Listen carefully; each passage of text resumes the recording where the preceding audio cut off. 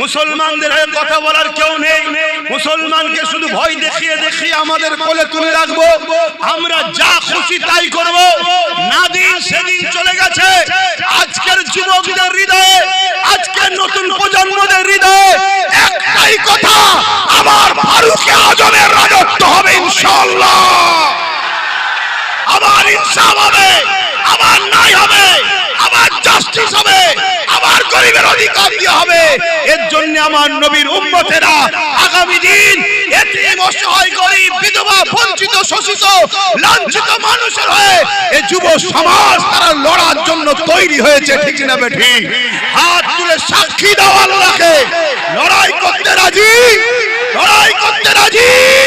কেউ যদি আপনাকে 500 টাকা দিয়ে আপনার কোরআনের বিরুদ্ধে কথা বলে ওটা জায়েজ, আর কেউ যদি আপনাকে টাকা না দিয়ে মসজিদের বিরুদ্ধে কথা বলে ওটা হারাম। এরকম যদি ফতোয়া থাকে একটু আমাকে বলেন, সেটা শুনি। কথা বুঝছেন? বুঝছেন না নাকি? বুঝছেন? এরকম কিছু ফতোয়া আছে নাকি? কেউ যদি আপনাকে 1000 টাকা করে মাসে দেয়, আর সে যদি বলে যে মাদ্রাসার মিড ডে মিলের খাবার কুকুরের বাচ্চাকে খাওয়াবো, তাও ভালো, মাদ্রাসার বাচ্চাদেরকে খাওয়াবো নি, এ কথা বলা জায়েজ কেন? 1000 টাকা দেয়। আর অন্য কেউ যদি বলে 1000 টাকা দেয়নি বলে যদি বলে রাস্তায় চলতে গিয়ে কুকুরের বাচ্চা গাড়ির তলায় এসে গেলে কি করব, সেটা নাজায়েজ, এরকম ফতোয়া আছে নাকি? দুজনেই তো কুকুরের বাচ্চা বলে দিল। একজন বলল যে রাস্তায় চলতে গিয়ে গাড়ির তলায় যদি কুকুরের বাচ্চা এসে যায় কি করব। মনে পড়ছে কথাটা? কে বলেছিল মনে পড়ছে? আর আরেকজন কি বলছে যে মিড ডে মিলের খাবার রাস্তার পথচারী কুকুরের বাচ্চাকে দেবো, তো মাদ্রাসার বাচ্চাদের দেবো না। তাহলে মাদ্রাসার বাচ্চা কি পথচারী কুকুরের বাচ্চার থেকেও খারাপ? তাহলে আমাদেরকে যারা কুকুরের বাচ্চার থেকে খারাপ ভাবে আর তাদের পিছনে যদি আমরা ঘুরে বেড়াই, তাহলে আমাদের জন্য বিপদ আসবে না? আসবে না? যেসব ভাইয়েরা আমার অজগুলোকে কেটে কেটে মিথ্যাচার করছো, এই সত্য খবরটা তোমরা জাতির কাছে কই দিচ্ছ না তো? কি ব্যাপার? কিছু ভাড়া পাচ্ছেন নাকি আপনারা? কথা বুঝছেন না? বোঝেন? এইটার বিরোধী করা দরকার আছে না? না। কেউ যদি কোনো মুসলমান নিজেকে মনে করে যে আমি কুকুর, আমার বাচ্চা কুকুরের বাচ্চা, সে বিরোধী না করে, আলাদা বিষয়। কথা শুনছেন? কোন মুসলিম ঘরে যদি এমন ছেলে জন্ম নেয়, দেখা যাবে সে নিজেকে কুকুর মনে করছে, তার বাচ্চাকে সে নিজে কুকুরের বাচ্চাই মনে করে। সে যদি এই কথাটার প্রতিবাদ না করে সেটা তার বিষয়। কিন্তু আমি আব্বাস সিদ্দিকী, আমি মনে করি এই জমিনের উপরে খায়রুল উম্মাহ, একটা আমরা আশরাফুল মাখলুকাত, আবার নবীর উম্মত হওয়ার জন্য শ্রেষ্ঠ উম্মত আমরা।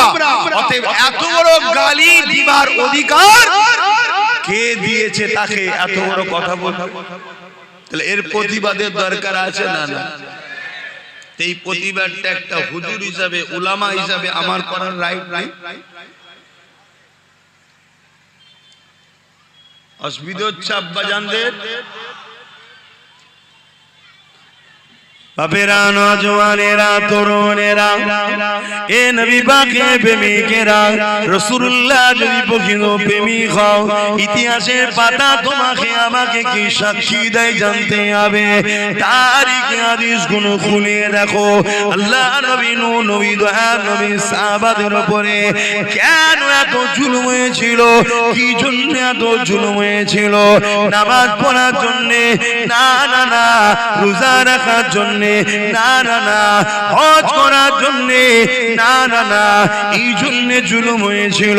যারা জালিম ছিল তাদের জুলুমের বিরুদ্ধে আল্লাহ নবী সোচ্চার হয়েছিল। এই জমিনে জালিমরা নারীদেরকে জ্যান্ত জ্যান্ত পুঁতে দিত।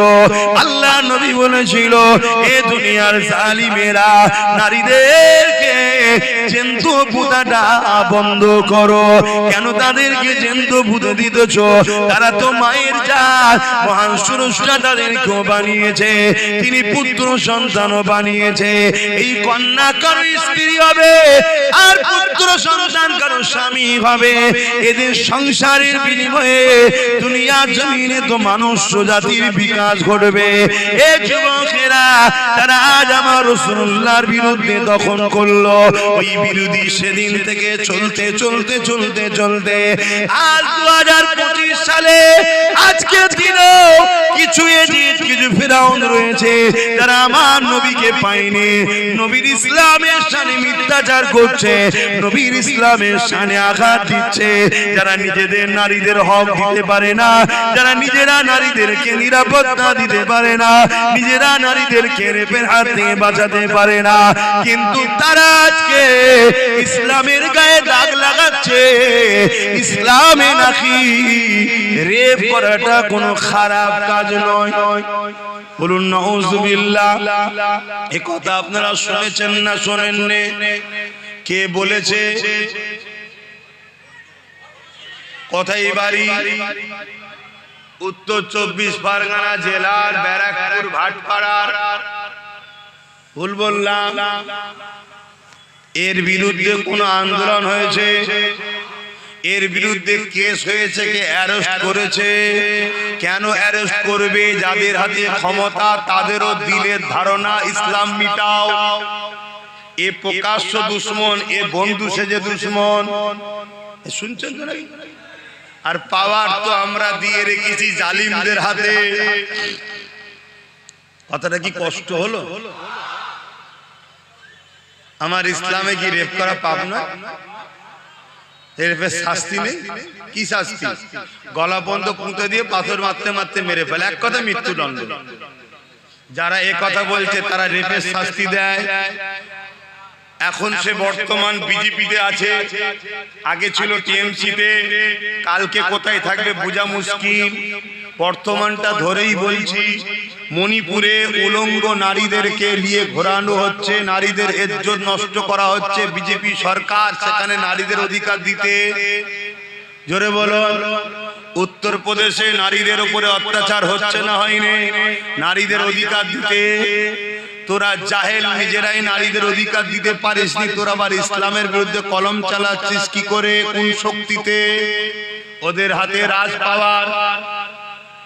গতকালকে আবার ঘোটালা করে পুরো তো একদম লাভ মেরে উঠে গেল। বুঝছেন তো নাকি? সব ওদের হাতে। এটা কথা বলবো,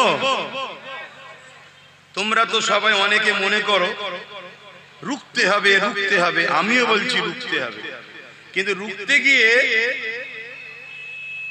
নিজের ছেলে ক্ষুধার্ত সেটাকে খেয়াল নেই। রোকো, পাশাপাশি নিজের ছেলের কথাও তো ভাবো যে আমি, আমার ছেলে কবে খাবে, এটা ভাবতে হবে না? রুকার পিছনে এই ছুটছে আর অন্যজন বসে বসে খেয়ে যাচ্ছে।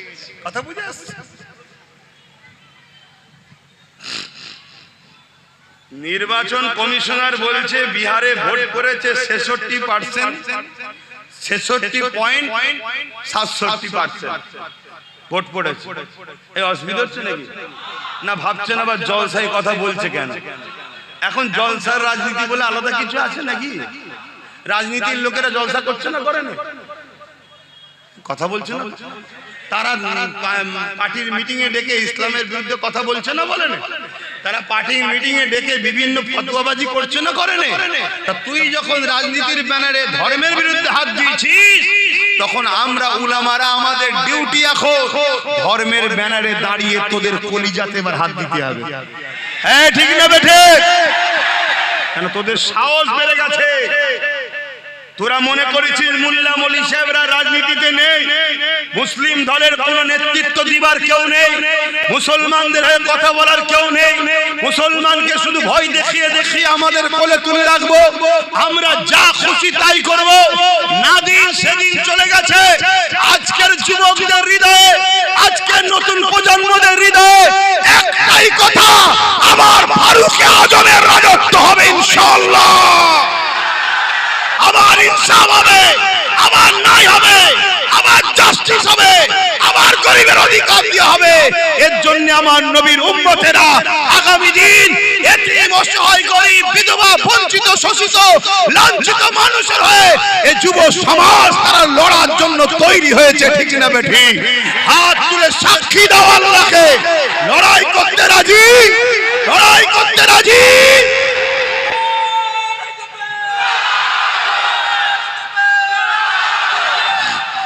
ভাইরা আমার, আল্লাহু আকবার। তাহলে কমিশন বলছে বিহারে 66.67% ভোট পড়েছে। আর বিহারে ভোটের সংখ্যা কত? 7,42,00,000 কম বেশি। এটা হলো টোটাল ভোটের সংখ্যা। আর ভোট পেয়েছে কত? 7,45,00,000।